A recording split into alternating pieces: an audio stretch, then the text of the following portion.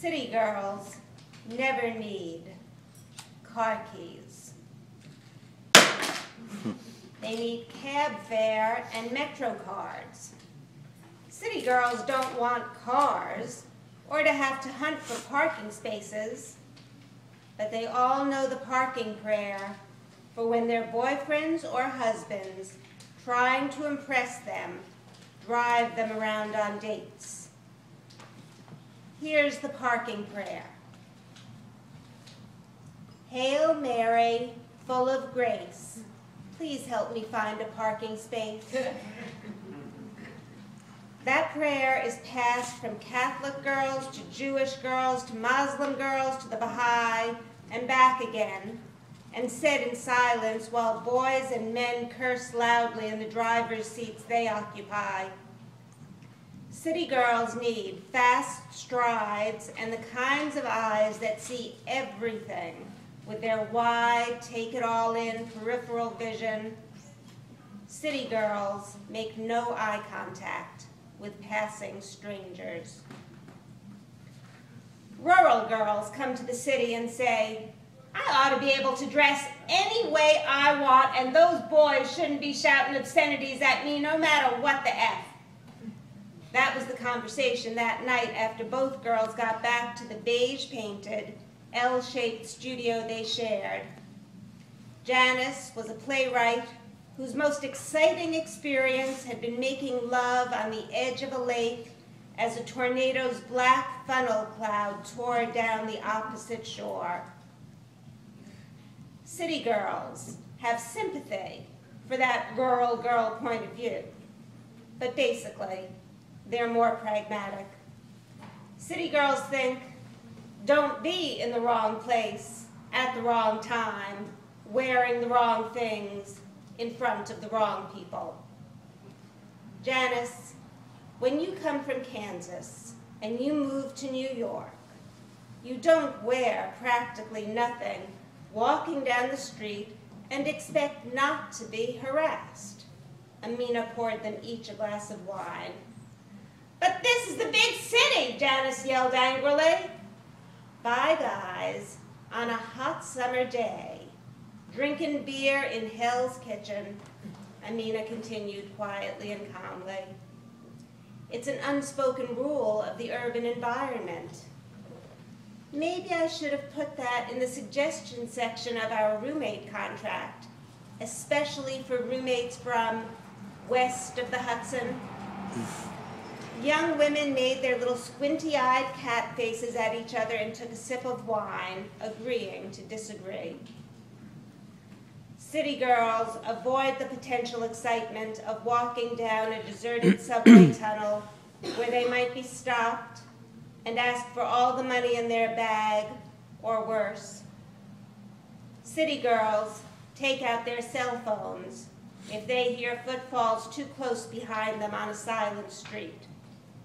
They make a phone call, and before the connection is consummated, they pretend to have a conversation, identifying exactly where they are, loudly enough to be heard by the owner of the falling footsteps behind them in case they're being followed.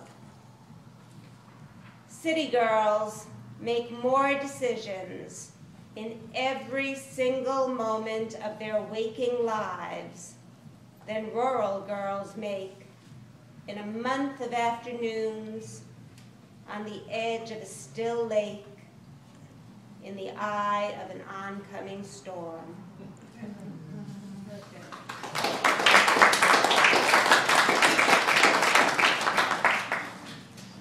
This next one is called Refill Please, and it was printed last October in an online magazine called The Rusty Nail, which I think you can also get in print.